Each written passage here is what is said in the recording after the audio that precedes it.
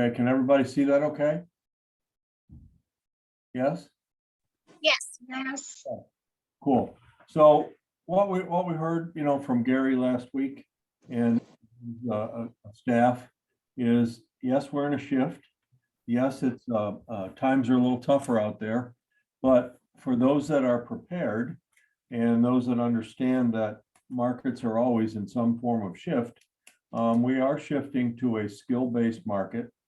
And therefore, I believe that we are needed as professionals more than we were a year ago, when pretty much anybody with even a minimal level of experience could put a sign in the ground and expect to sell a property in short time. And now we're starting to see really the reality of the market is that, we're going back to a lot of pre-COVID practices. For those of us in Naples and in Marco, this summer, we saw the first seasonal impact where people that had not been able to travel for a couple of years because of the international travels were pretty well shut down. Canada was shut down. Many states were shut down even as late as last summer. So people this year, when the green light was given, people wanted to travel. They wanted to go back home. They wanted to go to Europe. They wanted to move. And the priority of having to find real estate in a hurry shifted a great deal. What transpired was really not a cataclysmic drop in prices, but what transpired was a little bit less fervor in the market, and all of a sudden more new listings coming in the market, and especially more price drops. So what we've seen for the last 12 to 15 weeks is the same market report that we have here. We'll put out another one tomorrow. New listings and price drops totaling somewhere around 1,500 there, and only 600 sales and 800, which would be the forward looking what we think is going to sell in the next 30 to 45 days. Some closings are longer, but most of it's 30 to 45 days in today's market. So you're taking a look at the new opportunities in the market, both new listings and price drops, greatly exceed the sales and the pendings. So the two together might add up, but we're talking about difference in timing there. So we now need to focus more on knowing what's going on in the market, especially individual neighborhoods. And we need to be the source of information to sellers when we're going on a listing appointment, and to buyers who are preparing to make an offer. We need to be able to let them know what's going on in the market and build their trust. And when they trust you, to advise them on a contract to present, or on a listing, where they want to be on their listing. You want to share this information with them. And that's why I spend so much time every month putting out new graphics and new trends and new stats.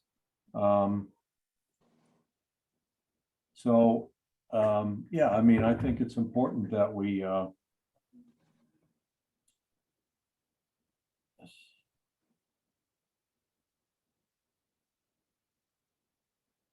we go. So that's one of the things that I think, that I keep saying every week, but use the data that we're providing you, use the MLS to understand what's going on in a particular market, which you can do very easily by just simply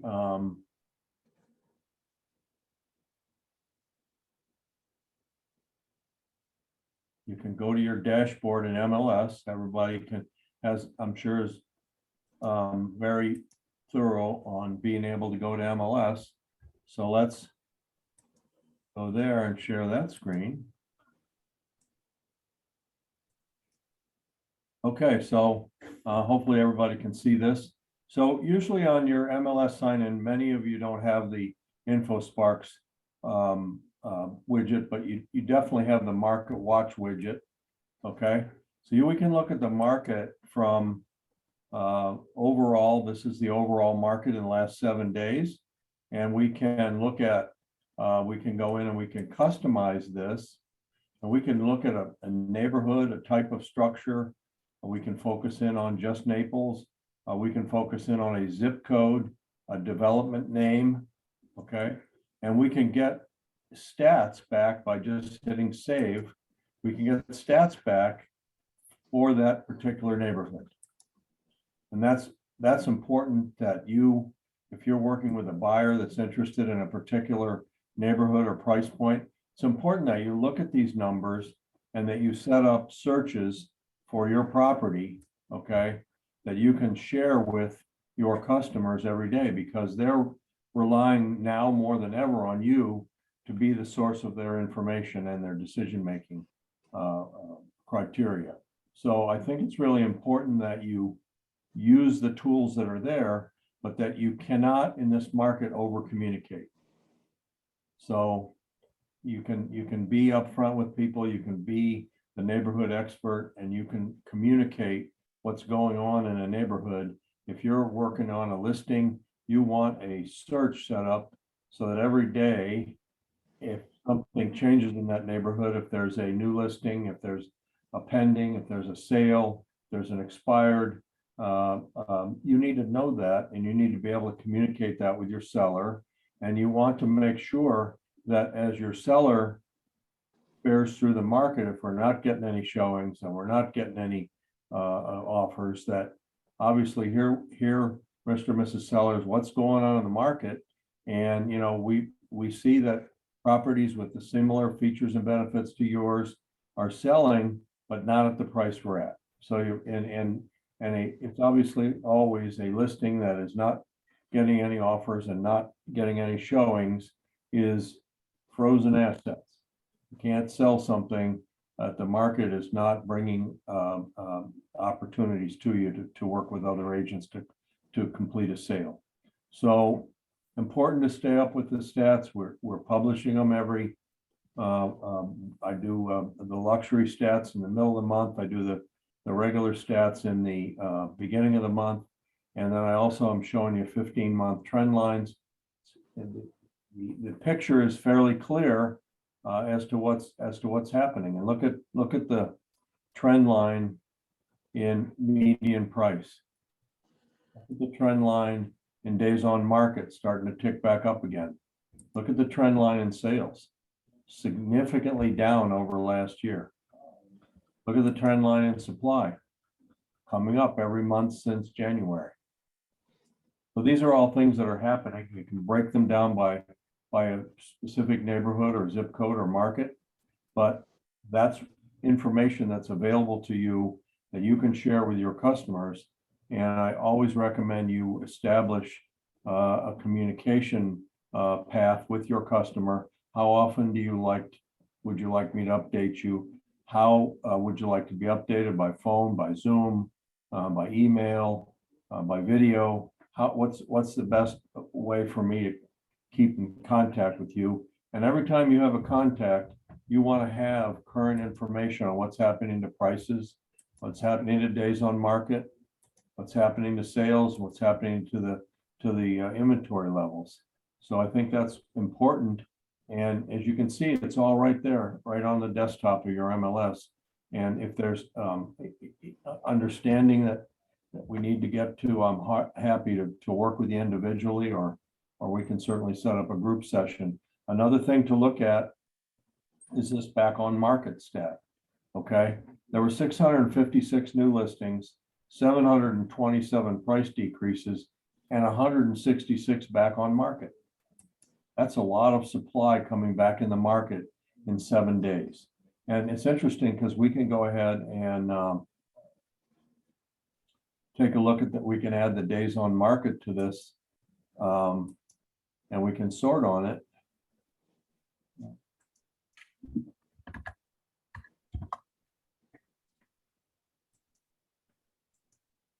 We've just added this days on market here. I'll move it over to here. Now we're going to sort on it. So there's 167 listings. Which could be sorted by neighborhood, by price point. And that out of that 167 listings, we got to go to maybe page 4. So what, 83? So we go to number 83, which is probably right about here. You can see that at 20 days, 83 of these properties, or excuse me, about 80 of the properties are on the market less than 20 days, and probably close to 90 of them on the market less than 30 days, or back on the market in less than 30 days. So it's important for you to know that these stats are there. And if you have a customer that's interested in a property or a neighborhood and something is either new or takes a price decrease or comes back on the market from pending, see that these are showing a lot of things going from pending to back on the market, a lot of things with price increases as they go back on the market. So there's a wealth of data here for you. The point is for you to go in and personalize it to your customer or their neighbor or your customer's neighborhood or the North Naples market or whatever area that you're focusing on. And obviously you focus on areas that your customers are interested in, but can everybody start to see that there are tools available to you on the facing page of your MLS that can help you to analyze the situation and communicate it to your customers. So, and you really need, I think it's really a great idea for you to have an elevator speech. The elevator speech is, how's the market, Kristen? Well, there's a lot of opportunities in the market. It's a great deal better for buyers right now. And for sellers, prices are still, holding, but the overpriced listings, the one that took a shot in the dark because there wasn't any supply, those are coming back down to a more normal market level. So for buyers, a lot more opportunities, chance to maybe have a more stabilized pricing, not crashing, but just stabilizing. And for sellers, still a lot of buyer demand out there, not quite as strong as it was last summer, but take a look at the seasonality factor that slowed the market down a little bit, but demand is still there. We're still only sitting on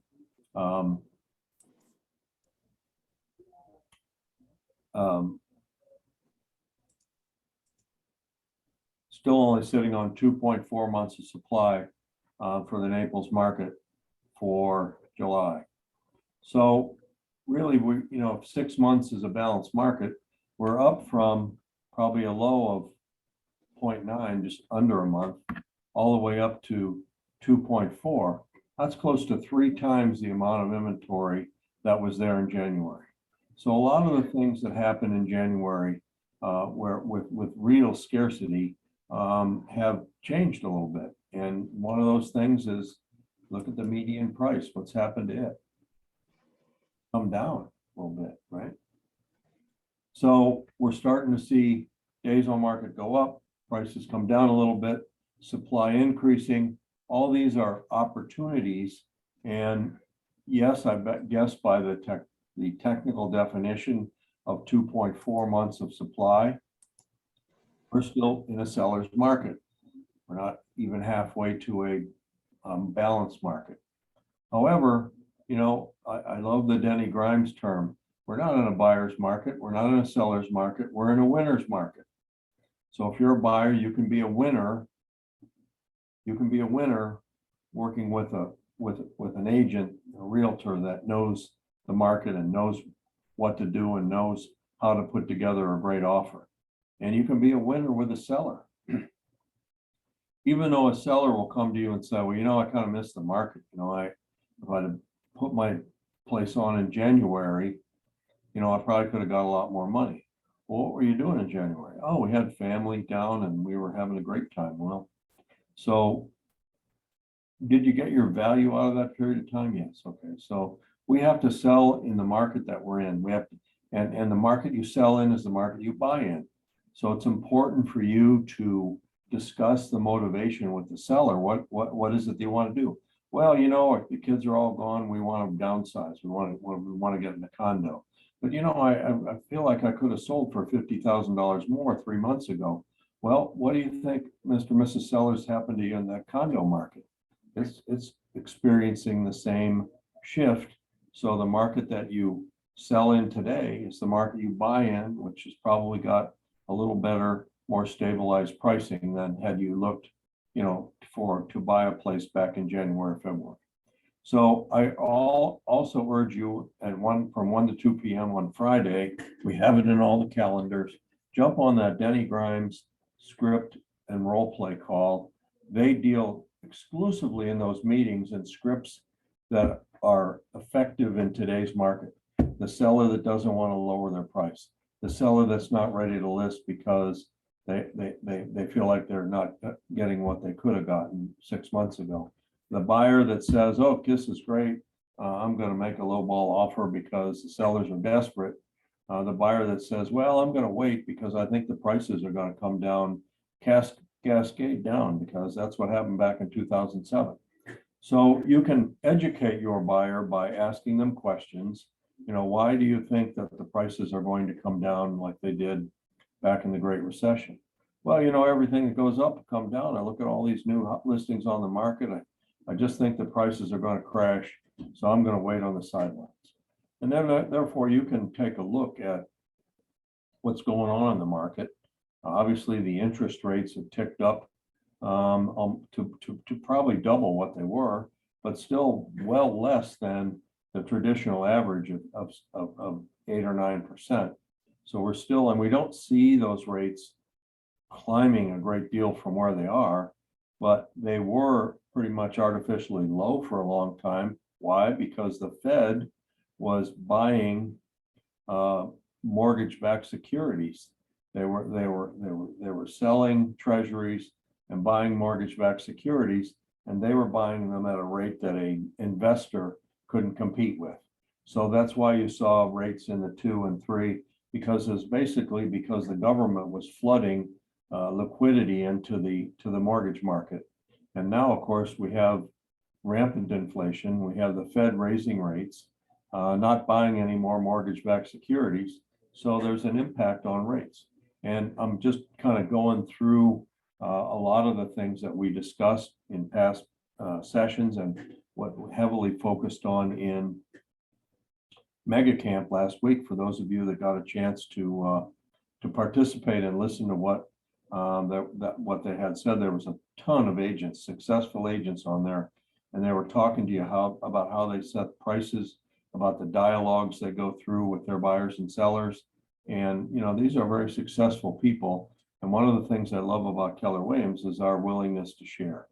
So I don't know how many of you are on the James Shaw call every morning. It's 8 to 8:20. You can get on a little earlier. Not all real estate being discussed, but from 8 to 8:20, James is zeroing in on places in the Shift book and the Millionaire Real Estate Agent book that can focus on today's market. And I think today we had 3 or 4 millionaire real estate agents right in a row saying, yeah, here's the way I do it, or here's some of the things I suggest. So it's a source of great ideas. Even if you just grab a coffee and sit on that for 15 or 20 minutes, you're going to pick up some ideas. The site you can get to on Facebook, Pivot Shift Ahead. There's also a Zoom that's pivotshiftcall.com, I believe, or something like that. Anyhow, if you have trouble getting on that site, I think we publish it in the calendar. I think we publish it also in the daily schedule that we send out. So jump on that call, block out 15 or 20 minutes every day to listen to what's going on in the market and what some of the top agents are saying about what they're doing to be productive in it. The other thing I think is really important is the role play. So if you were every morning from 8 to 8:30 were on the James Shaw call, and from 8:30 to 9 you were to pick up one of a dozen at least script and role play calls, by the time 9 o'clock rolls around, you've gotten an update on the current market. You've got some good ideas on how to share information. and you practice your dialogues. So when you pop on the phone, you're ready to go, and you're ready to make calls and make effective calls. So that's my story on the market and on some of the things that were talked about at Mega Camp last week. And so here we are back. We'll talk a little bit for the next a few minutes on contracts. I'm going to bring up, doesn't really matter which, well, I'm going to bring up a sales contract here. I want to go over a few of the things that I'm seeing in these contracts as they come through for compliance.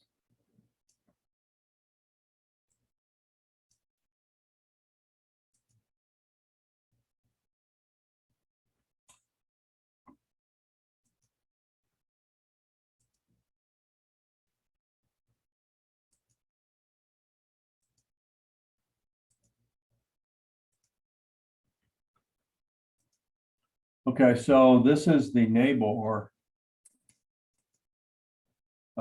residential sales contract. I think that, you know, I can go through some of these points for you. Many of you that are on every week think I sound like a broken record, but I'm the one that looks at a couple hundred plus contracts every month. And I still see an awful lot of people on line 8 writing furnished, writing turnkey, writing as shown, writing as per the MLS. None of these things will guarantee that what the buyer is expecting will be there when you do your walkthrough. So I see a lot, I do see some definite improvement in the number of contracts that are submitted with inventories attached. And, you know, if you're working with a buyer and you go on MLS and there's an inventory posted by the listing agent, that's a great first place to start. Here, Mr. and Mrs. Buyer, this is what the seller's planning on conveying and closing. And obviously anything in our growing list here of fixtures and personal property, we augment this every couple of years. We've added into the upcoming contract electric charging systems for cars. Those are generally mounted into the wall. They should convey with the property. So we've tried to keep this up to date, but if it's not on that list and it has to do with furnishings, you need an inventory. If there's one that's uploaded with the MLS listing, that's a crack real estate agent, listing agent that wants to avoid drama. If there's not, as tedious as it may seem, you need to go to the residence with a camera or a list, take an inventory. Now you can condition, there's an addendum to this contract that says personal property inventory, that within 3 days, effective days of the effective date of the contract, there will be an inventory signed off by all parties. And if it's not, then the buyer has a chance to cancel. So protect your buyer, make sure that everything that buyer is expecting to convey when they go through their walkthrough inspection is in fact there and agreed to by all parties. If there are exclusions mentioned in the MLS, make sure that on line 16, that any items that the seller is expecting to exclude are in there. And that's important. If it's in the MLS listing, it's easy. If not, it may be more difficult to find out what the seller's items excluded are unless you present an inventory and have everybody sign off on it. But last minute drama is never a good thing for your relationship with your customer, whether it be at the seller or the buyer. But you know, the classic case of the buyer walking in and seeing things not there that they expected to be there and not having an inventory to go back on. You remember, in this business, the way we make money is by earning commission on sales. And the way we make a career is by establishing great relationships with our customers, by giving them pleasurable experiences, and by having them call you back when they're ready to make another real estate move in 3 to 5 years, or by recommending you to a friend or someone who asks them, do you know of a good realtor? And that's your 401k, folks. Without those good relationships and good recommendations, it's going to be very hard for you to get repeat business. And therefore, you're going to be constantly spending your time trying to generate new business. But a well thought out contract with an inventory, with a good checklist that's gone through, where there's no surprises, and the buyer says, this was a pleasurable experience. My agent, Julie, was out front on this, and she had everything lined up, and boom, we had a great experience with her, and I recommend her to my friends when they come to Naples. So that's why you take an inventory. That's why you pay attention to details, is so that there's no drama, a day or two before closing.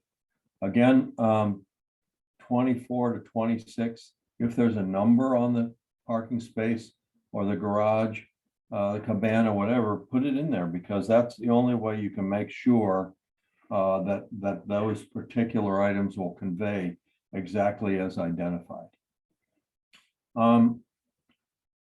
Remember, in the NABOR contract, the initial deposit can be small, and it can be followed by an additional deposit. So if it's on the market for 625,000, and you want to put down 5,000 and then 55,000, that's fine. You want to put a period of time in there of 20 days, 22 days, make sure you can do your inspection, get the report back, send it to the seller, make sure the seller signs off on either repairs or a credit. And at that point in time, now you can plunk your second deposit down and be comfortable that you got a good transaction.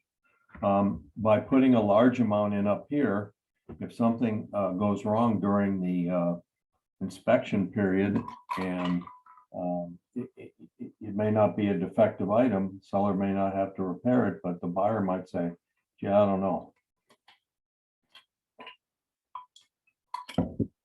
Then they're risking a small amount of money instead of a large amount of money. In FAR/BAR, splitting them doesn't make any difference at all. All of the deposits are on the hook if a buyer decides to walk away from a contract, whether they've been made or not. So 34, again, is your number that the mortgage that's going to be applied for by the buyer, that number has to be there. It can be 80%, it can be 90%, but I recommend you put a number in there. That's the number that the financing contingency is protecting your customer for. If for some reason the lender can't loan that amount of money, then that's what the financing contingency is there. I can't loan you that amount, or I can't loan you that amount at the rate that you are expecting. So make sure that line 34 is a good number. It's the amount of money that your borrowers want to buy. I still see issues with the period of offer and counteroffer. The accepted and delivered is what's in this line 41. That's what defines the date of a transaction. So if I asked for the period of offer to be 5 o'clock on Wednesday evening, and the contract comes back at 10 o'clock the following morning, do I have a contract? No. Now, if it's counter offered by the seller prior to 5 o'clock on Wednesday, then that's a counter offer, and now I have 2 days, or whatever I put in that line on 43. I have 2 days from the time that I got that counter offer to respond without having to change that period of offer and counter offer. The big problem you have here is that many contracts obviously go through with that period of offer expiring, but if there's any type of buyer or seller remorse in the contract, and you bring that friendly little contract to your local real estate attorney, they'll say, well, wait a minute, this offer expired at 5 p.m. on Wednesday, and it wasn't returned by the seller until 10 a.m. the next day. Sorry, but you don't have a contract. So if that happens, you need to have both parties draw a line through the that date, put in the new date, and everybody initial.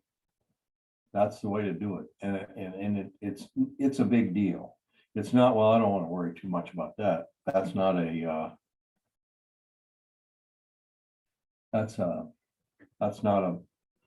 valid assumption there. It just because it's close, it was 5 p.m. and the offer came, the signed offer came back from the seller at 7 p.m. It doesn't matter whether it's an hour, 2 hours, or 2 days. It's still not a valid contract. And I think I tend to reject those 5 or 6 a month to agents and say, hey, you need to amend this contract to state that the period of offer is extended to cover all signatures. So make sure you watch that. The closing date. Let's see if we have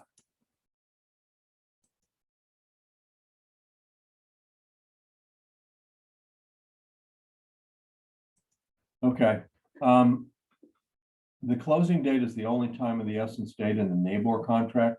Time of the essence means that if it passes because of the acts of one or the other of the parties, the party that didn't perform by that time, the buyer whose contract wasn't there to close on that date, or the seller who for some reason refused to close on that date, that automatically puts the offending party in default. And if it's a seller, the buyer can sue the seller for specific performance, either forcing them to sell the home or for damages. If it's a buyer that can't close by the closing date and the parties aren't willing to extend that, then the buyer's deposit's at risk. So pick a closing date that gives especially if you have financing, gives your buyer maybe a little cushion to, if there's a delay from the lender or something happens in the communication back and forth with the lender for underwriting or whatever, you want to give a little cushion in there, because you can't expect the seller will extend that date. Can you move it up? Yep. If you write in there on or before August 31st, does it mean anything? Nope. Might make you feel good writing it, but the date is the date. And if you want to move that up, everybody's ready to close 2 or 3 days early, boom, just amend the contract, new closing date. So another thing that we seem to get into occasional fracases is seller shall vacate and give possession of the property at the closing. Seller shall leave the dwelling on the property in broom clean condition and the entire property free of debris. Does that mean it has to have been spit shined and cleaned? No. But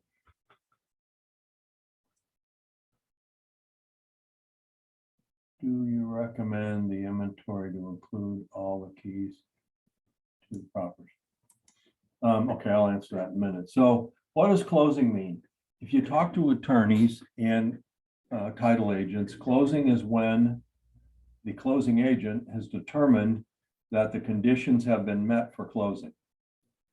It could mean that the wire went out to the seller, the buyer's funds were there, and once the closing agent determines it's closed, it's closed. The seller can't say, well, I'm not giving you the keys because the money isn't in my account. That's not a condition of closing. So make sure if you are on the listing side and the closing agent says we are closed, that's your obligation to transfer keys, garage codes, gate codes at that time. And it's the closing agent's call. It's not one party or another deciding that they're not ready to close. Generally, it's the seller that says, I don't have the money in my account yet, so I'm not giving you the keys. That's not good behavior. So if you're the agent of a seller and the closing agent calls you and says, we're closed, that's your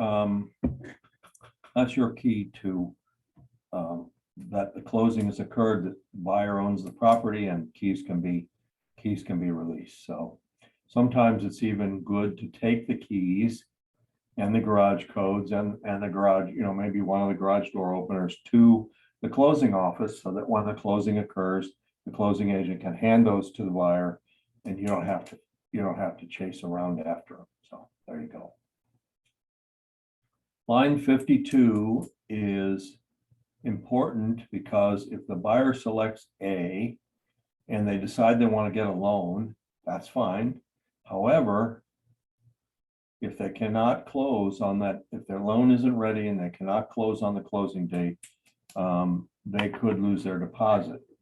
And if I believe the best technique that you can use is to say, okay, a lot of people selected this box after having been through 2 or 3 offers where they lost out to a cash offer when they're wanting to finance. So I think the question that you ask here is, Mr. or Mrs. Buyer, if for some reason you cannot get your loan or you cannot get it processed timely, do you have the money to close? And if the answer is no, but we want to go in cash anyway, we have a buyer notice that says, I understand that my deposit may be at risk because I'm not protected by a financing contingency, and I will not hold Keller Williams or its agents. I'll hold them harmless because I'm making this decision on my own volition and I'm taking all the risk. So we have a waiver that I'll show you here in a couple minutes that is good for inspection items and good for cash buyers, people that want to pay cash that absolutely have to have a mortgage. So down to 57, here's some things I'm seeing. Obviously, if your buyer is doing FHA or VA, you have to include the addendum to the contract, FHA or VA, because it gives certain rights to the buyer that are not eligible in a conventional loan, mainly appraisal conditions, things like that. But check that box and include the addendum. A lot of times I see the box checked, no addendum, then floating along a few days later is the addendum. The lender will absolutely ask the seller, in a case of a VA or FHA loan, to sign a memo of understanding that the seller is responsible for certain conditions, and the buyer has additional flexibility to get out, especially if the appraisal is low. So the one that I see the most right now, because of the fluctuating interest rates, is I see on line 61, I see that blank percent. That's really a bad thing for your customer, because you have to, you're protecting, they're being protected. So if you put 6.5 in there and they can't get a loan at 6.5, the rates have gone up and they're 6.75, you're protecting your buyer from rates because of their credit, because of the circumstances, because of the programs offered by that lender. If that rate cannot be effectuated, if you put 6% in there and the prevailing is 6.5, and even if the buyer buys down the points, it's still 6.2, then your buyer could say, I cannot meet the terms of my loan. I have a financing contingency and I want out. But notice there's no default there, because what would we default to? If our buyer defaults to the prevailing rate based on the buyer's credit at the time they make application. Okay, I mean, that's the way they get around it. But in the NABOR contract, if you don't put a number in there, you're basically, the buyer can be exposed to a rate that they're not wanting to live with.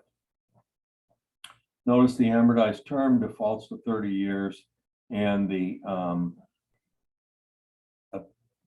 application no later than 5 days if you leave that blank. But the more you take classes from Broker Jeff, the more you'll understand that I'm not a fan of blanks. Why? Because I don't know whether you're intentionally taking the default or whether you didn't discuss that with your buyer and you're just leaving it blank. And that can be, again, an unpleasant experience if you leave that blank and that for whatever reason, the lender says it's going to be 7 points for Mr. or Mrs. or 7%. And they're like, well, we don't want to pay that much. If it's blank, they cannot get out of the contract under the financing contingency. So I recommend you always work with your buyer's lender, get a number that they're providing their loan estimate. And that's rate should, you maybe want to bump that up a half point or 3/4 of a point, but make sure you put something in there. 65 is probably one of the most misunderstood parts of the NABOR contract. Basically, the financing contingency waiver is a lot different than in the FAR contract where we're dealing with a loan approval date. So here's the deal. It defaults to 45 days, but I've seen people leave that blank and have 45 days be after the closing date. What does that mean? That means that the buyer can waive their, can get their money back, prove that they can't get the loan the day before closing. That's not particularly fair to the seller, but if you're on the listing side, make sure that that date that goes in there or whatever 45 days is working for your seller. Seller needs time to move out. Seller wants confirmation that the buyer is prepared to close. And if they can't provide it, then you see what is on the next line. Either seller or buyer may terminate this contract at any time. So once that window of financing contingency waiver goes past due, the seller can cancel. Now, you know, for a long time when there was a lot more inventory, sellers were pretty reluctant to cancel contracts on this basis. However, we're still in a very strong pricing environment and a very little bit of a weak inventory. So we still have a chance that the seller could have a backup offer and move on. I've seen it happen a few times to a very unhappy buyer. Why didn't you tell me? Well, you probably did, but you probably didn't follow up with them and didn't explain the fact that they could lose their house that they've dreamed of by not properly setting and waiving this contingency. The last thing in this paragraph is,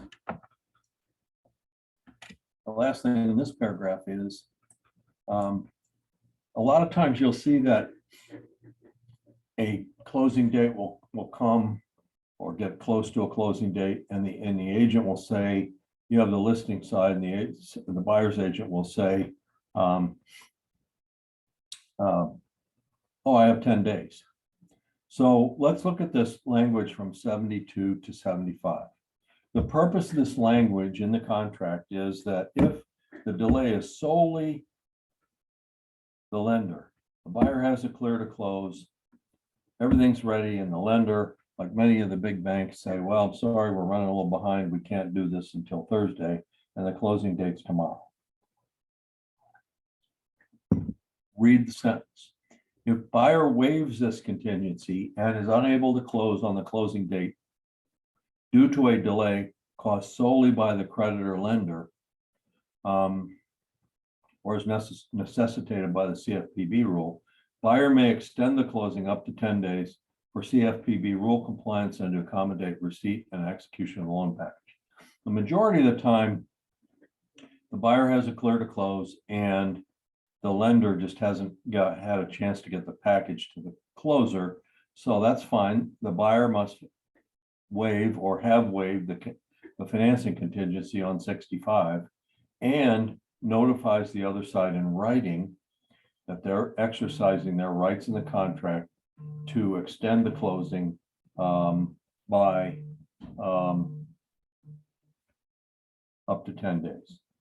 So this is kind of a misunderstood situation here because most people, some people say, well, it's automatic. Well, what's automatic about it? The buyer has to waive or have waived their contingency, and they have to be able to notify the other side that I have a problem. I have a delay caused by the lender. The lender can't get the package out. Or by the CFPB rule, the terms of the loan have changed. They have to be sent to the buyer. The buyer is given 3 days to accept or deny the new rules. So if the terms change, the interest rate changes, couple other factors, the lender is required to notify the buyer in writing and give them 3 business days to review the situation and accept it or reject it. So that's the CFPB rule.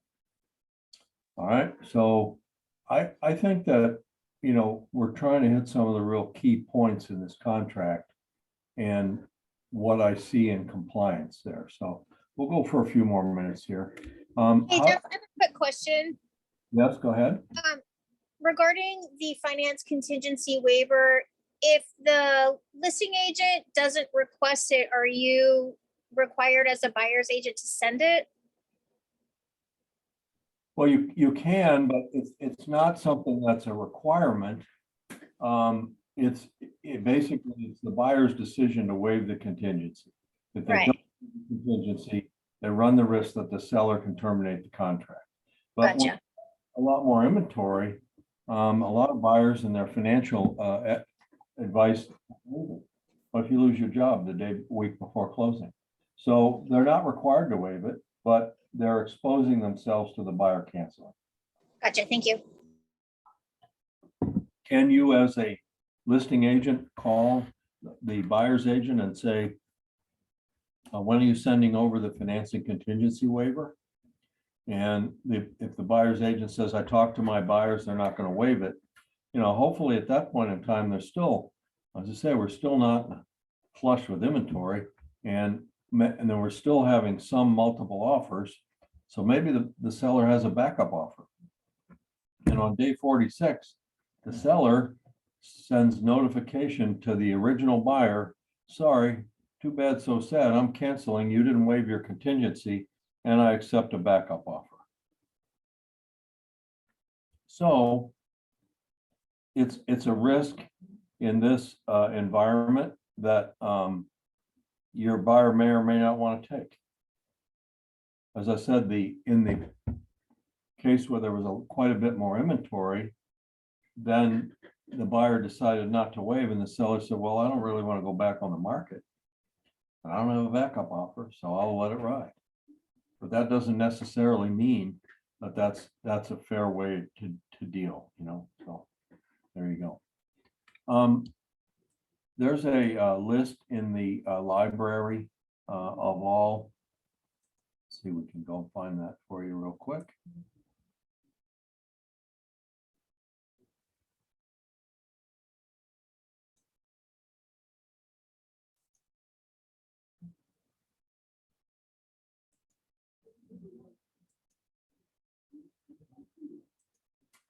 So in that NABOR contract library, there's a thing called a CDD MSTU worksheet, and it looks kind of like this. So this is a year or so old, but it was compiled as a list of all CDDs, community development districts, and MSTUs by county, and it's current for Collier and Lee. And what does that tell you? You can go to these websites and get, or call these people and get the balance on a CDD. And if everyone doesn't know what a CDD is, it's called Community Development District. And it occurs when a developer goes in and develops a piece of property, Pelican Marsh, and in that whole area was one CDD. And Tiburon and Pelican Marsh were all developed by the same developer. They put the roads in, they put the tennis courts in, they put, in many cases, they build a golf course, and they do all that with long-term or bond financing. And then whenever a unit is sold in there, a portion of that debt is assigned to each dwelling, and they usually have 15 to 20 years to pay it off. But it's always the buyer's responsibility to assume the balance in there. So here's where you can find and call and get information about the CDD or MSTU. And there's Collier and Lee in there. So it's a good idea if you're representing a seller to get this balance and upload it with the listing, but many people don't. If you're representing a buyer and you know it's in a CDD, then you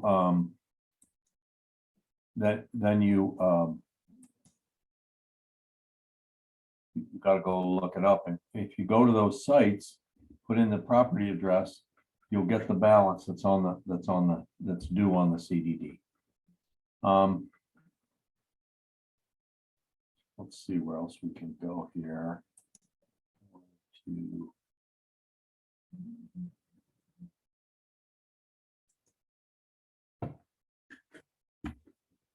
know where I can get that. I can get that from here.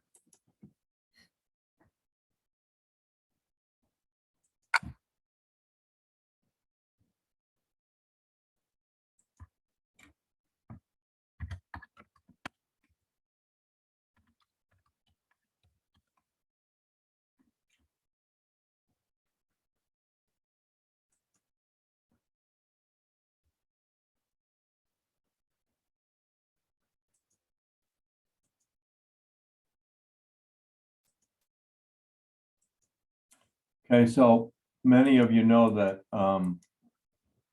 I've been kind of on a fairly aggressive warpath to talk to you, our agents, when you're representing a buyer about financing. In paragraph 3, buyers understand the risk of losing their deposit by making a cash offer without the ability to pay cash at closing in the event their loan is not approved by the closing date. Okay, so we saw this behavior. Maybe it's going to slow down a little bit, but a buyer may have made 3 or 4 offers on properties and lost them out to cash deals when they needed financing. I'd say there's more breathing room now than there has been in at least a year for financed offers to go through, because there aren't as many offers being made and not all of them are cash. So you see that we're asking the buyer that's told you that they cannot close the loan in cash if their loan can't be approved. Buyers agree to hold Keller Williams Realty and their agent harmless from any liability or damage should they make a cash offer and are unable to close. So we're asking the buyer that chooses that strategy to sign this document and give us some relief. The same thing as we go into paragraphs 1 and 2 above. A lot of times, and again, this is slowed down a great deal, I can see by looking at contracts. People were saying, well, I want my offer to be stronger than the next person, therefore I'll waive inspections. And we really, I know many of you saw me at sales meetings and emails and whatever. This is a huge opportunity to mess up your relationship with your customer. And so they're trying to make their offer look good by not inspecting. And therefore, we're saying to them, without an inspection or a baseline, you are accepting the property that could have major problems, and you move in and find them, but you waived your right to inspect. And when you waive your right to inspect, you're giving up all access to the property from the time the offer is accepted to the time you have your walkthrough. The seller does not have to let you in if you waive inspections. Many people don't think about that. They're like, well, I'll go inspect it anyhow. I just won't. No. Once you waive your right to an inspection, you aren't really allowed in the property till the day or two before closing. Many people don't think that through. The other thing that I think is one of the most important parts of the entire contract is called the seller's maintenance obligation. The seller's maintenance obligation says that the seller is required to maintain the property in the condition it was in when we went to contract, right? So therefore, how do I know when the last time I saw the property was my second showing a week ago? I make an offer, I waive the inspection rights, and everything was great when we went in there for the last showing. And we go in there for the walkthrough, and it's kind of humid and musty, and the air conditioner set on 80 and the temperature's 82. That's highly suspicious that AC is not working right. But how do we prove that? Because we had no baseline. We can't say, well, it was cool in here at the showing. Well, so what? So it's very difficult for you to enforce the seller's main requirement, which is I've got to maintain this property exactly as it is at contract through to closing. I can't turn the sprinklers off and let the lawn die. I can't, cut services. So this notice is there for your protection. And I would say most buyers will sign it. If they don't sign it, just put a note up in the above, date 8/29, presented to buyer and seller, and then upload it with your docs, or presented to buyers. And basically what you're doing is protecting us from a condition that's discovered after closing, or a loan that doesn't get properly documented and closed by the closing date. You're protecting yourself from liability. That's great, except having the conversation up front with the buyer is a good way to build your trust. So that's the story behind that buyer notice. And if you put a file in command with no inspections, broker Jeff will send you a nice note and say, have your buyer sign this before we can approve your DA. So sorry I have to do that, but we had just a lot of trouble initially with people trying to make their offers look better. And all of a sudden they did so at your expense and the expense of, any litigation to the market center. All right, so let's do a couple more things here. Okay, so we talked about CDDs. Assessments are always an issue. If the listing agent hasn't uploaded anything into the listing that would intimate the possibility of a special assessment, it's always a great idea for you, the buyer's agent, to call the management company. It's listed on the MLS listing and say, hey, this is Jeff with Keller Williams. I've got a buyer that's interested in 2735 Green Street. And I'd like to find out unit 421. I'd like to find out, are there any planned special assessments, anything being discussed? And try to get that information, because if it's a pending special assessment, it means that the assessment was not levied prior to the effective date of the contract. Therefore, it is normally the obligation of the buyer because it's after the effective date.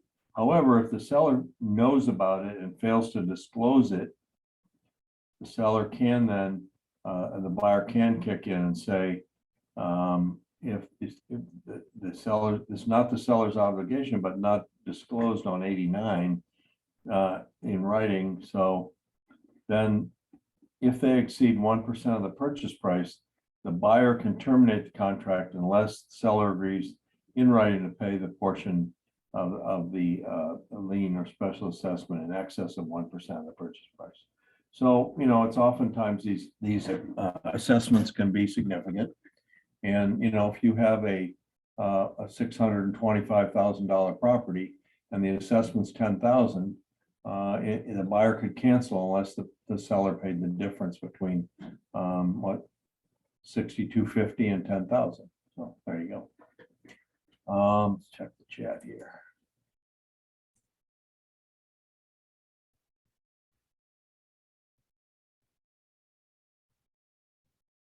So a good question was asked about the CDD and how you tell you have a CDD. It's on the tax bill. It shows up as a non-ad valorem assessment. I'll show you here if we can zip out of here. And we can go here, here.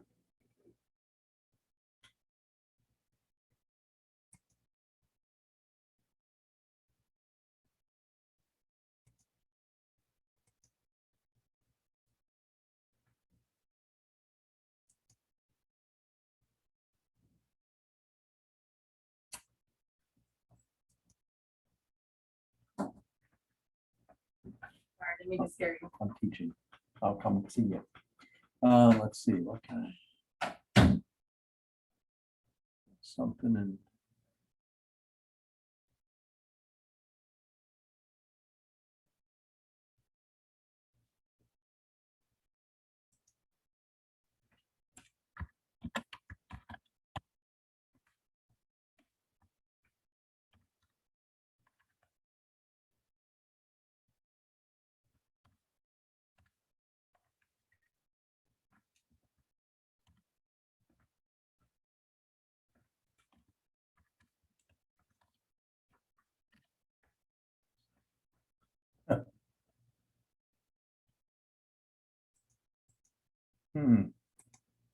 Trying to think of one that I can make sure of.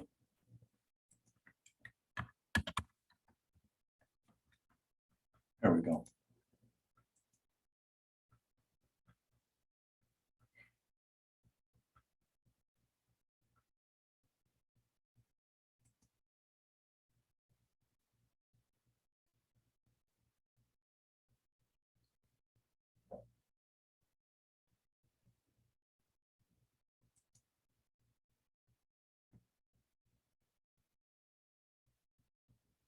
All right.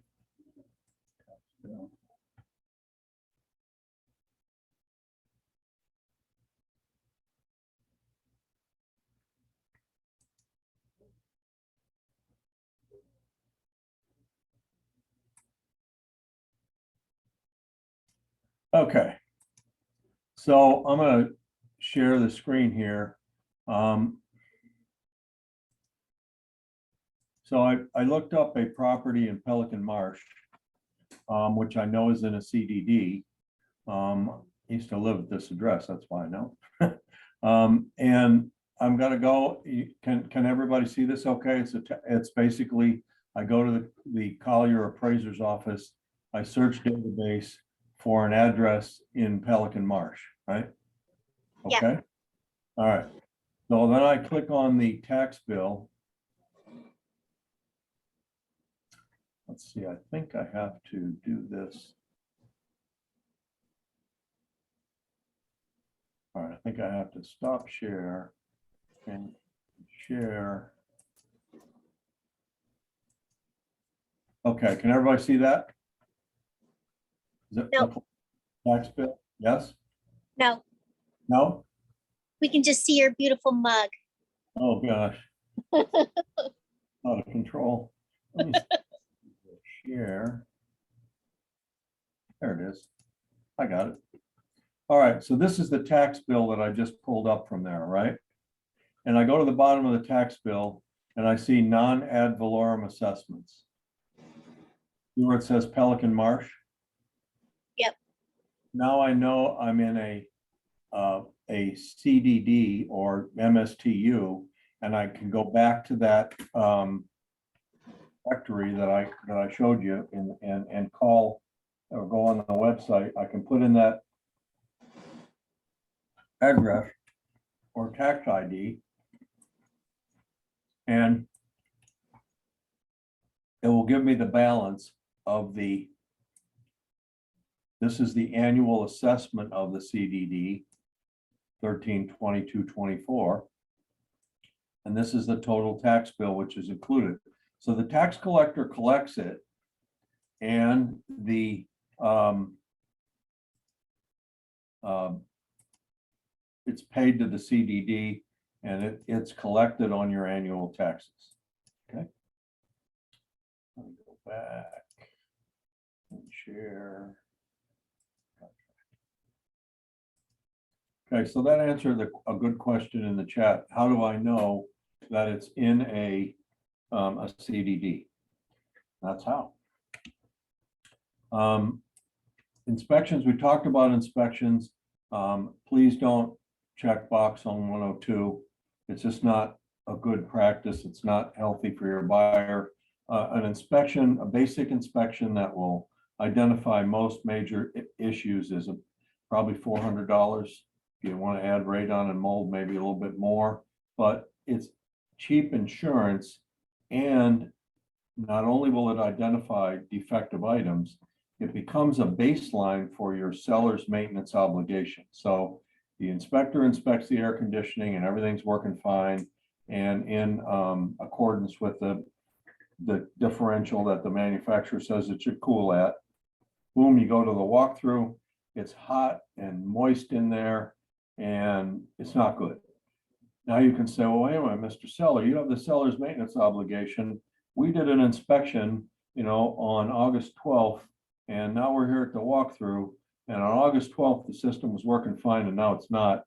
You have the obligation to repair this or to escrow up to 200% of the cost of fixing it. So that's an important thing. Let me just talk about a couple things in the disclosure section here. 196, insurance availability and cost. The way this contract works, and there's a rider on far bar that basically says if the cost of insurance exceeds X, the buyer can cancel. There's nothing like that in the NABOR contract. The insurance situation, I was just up in Orlando at Florida Realtors, and I'm a vice chair of the insurance committee. And I can tell you that the insurance situation in Florida is terrible. It's drastic, very tough to get insurance. There's a lot of companies, 7 companies have gone out of business this year, and several of them have stopped writing policies.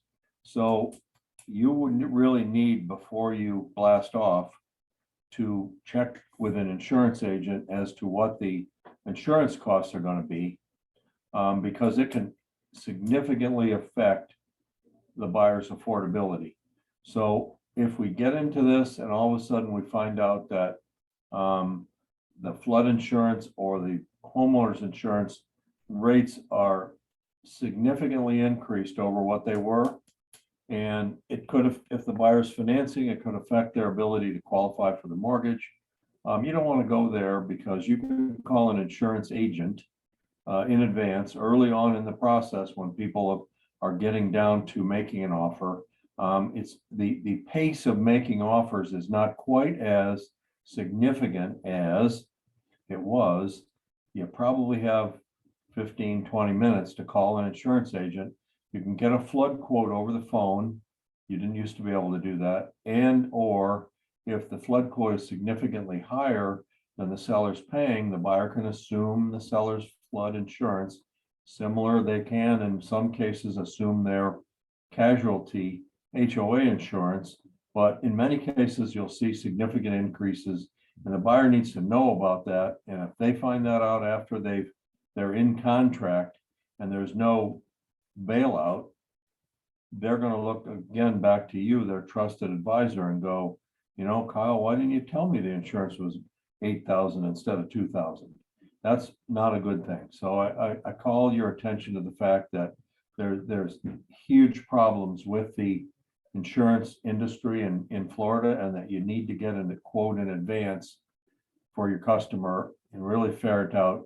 Now, if they're in a condo, not quite as bad, because remember, the condo insures the building in from the drywall out. So your buyer is buying a policy that's inside the drywall, and those policies are regularly available, and they're not quite as drastically expensive as a policy for a home, especially an older home. And roof life is another key factor. The legislature just passed some regulations in their May bill that said if the roof is less than 15 years old and it has a useful life of 5 years or more, your insurance cannot be canceled. Well, that's still a problem if you're trying to buy new insurance and the providers are concerned about roof life. Now, there's a thing called Citizens Property and Casualty, which was started a few years ago. And it is the insurer of last resort. It was meant as like an assigned risk in autos to people that can't otherwise get insurance. And because of all these companies going out of business and not writing any policies and having to increase their rates, just a little friendly stat, Florida is 8% of all insurance claims are paid out in Florida. 79% of all lawsuits against insurance companies are in Florida. So not only is it that we haven't had a major storm in a while, but we've had tons and tons of lawsuits and legal costs and fraud that have driven the cost of the insurance up. But Citizens can only increase their rates at 10% per year.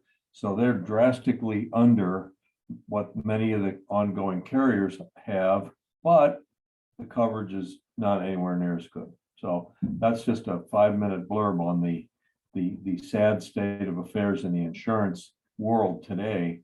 But make a mental note, if you're working with a buyer, you're getting ready to write an offer, I always recommend you call the listing agent and get the scoop. And then I recommend you call an insurance agent, and we have several that are approved vendors for our market center. But glad to help you with that if you need one. But make sure you call the insurance agent and say, hey, I need find out who's covering the house now from the listing agent. And if they have flood insurance, if you can get a hold of the declaration pages for those policies, it's easier to get an accurate quote. But it has to be a bridge. You have to build it into your routine that it's a bridge that you cross before you make the offer. Otherwise, you could run into a significant affordability problem and create possibly an aura of lack of trust with your buyer there. So that's kind of one of the things that I wanted to make sure that you are aware of, because insurance is really bad. So we get down to our inspection period. Again, please don't put 0 in there. Please at least put 7 days. Sellers are bargaining down the traditional 15-day period because they don't want to be off the market for 20-25 days to find out that they're going to have to go back on the market because of inspection items. It's 3:30. I started a few minutes late, so I'll give you a couple more minutes worth. But I'm trying to go through this contract and pick out the key points in there that I see. I have a little slide that I'm happy to send you if you just email me. But basically summarizes everything in the inspection section that I think it might be important to you when you're in a dialogue with another agent about what's defective and what's cosmetic. There's slight differences in the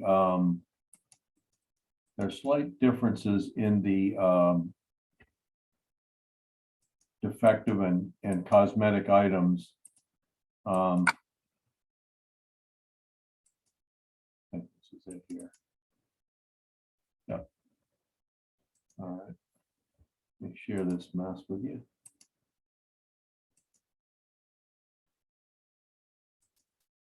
Okay, so this is a little blurb that I put together for a presentation we did on inspections. But what I did was I took the lines right out of the contract that talk about defective inspection items, buyer's election, seller's response, and then systems and equipment shall be deemed in working condition if operating in the manner designed to operate. And then there's quite a bit of information here on what's cosmetic. So remember that when you're getting your listing agent and you've gotten the buyer's election and seller's response back from the buyer, that you have a reference to say that corrosion, tears, worn spots, discoloration of floor coverings or wallpaper or window treatments, missing or torn screens, nail holes, scratches, dents, chips, caulking. All these are cosmetic conditions, are normal wear and tear. And if the buyer's asking you to fix them, you, the seller, have the right to say, I'll fix everything that's defective. I'm not required to or inclined to fix things that are normal wear and tear. So it's always a good idea to have these paragraphs handy so that you can make sure that you properly analyze a request from the buyer to make repairs. Obviously, in the as-is world, there is no defective in cosmetic. The buyer can ask the seller to repair anything. And the only catch-22 is if the seller says, I'm not repairing anything, if the buyer sends over evidence that there's a defective condition and the seller doesn't want to address it, then the seller and the seller's agent probably have to disclose it to the next buyer. But other than that, there is no defective in cosmetic in the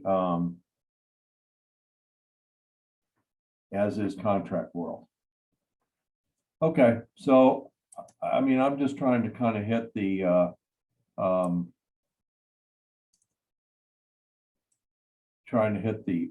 high points here. And if there's no other questions, I think we'll stop at this point. Obviously, I can talk all day long on this contract, but I wanted you to try to go through some of the key points that I see happening. And we'll probably take up from here next week and finish the rest of the contract. So thank you, guys. I'm sorry we had a office meeting that was called at the last minute this morning, and I was participating in that. So I did put out a notice on Facebook. We're starting late. For those of you that had to wait, I greatly apologize. I'm not always in control of my schedule. So anyhow, please keep your questions and texts and everything coming into Broker Jeff. I'll try to do the best I can to help you with your contracts and help you with any situations that you get into. And thanks for coming today and have a great day. Thanks for everything. You too. Have a good one. Thanks.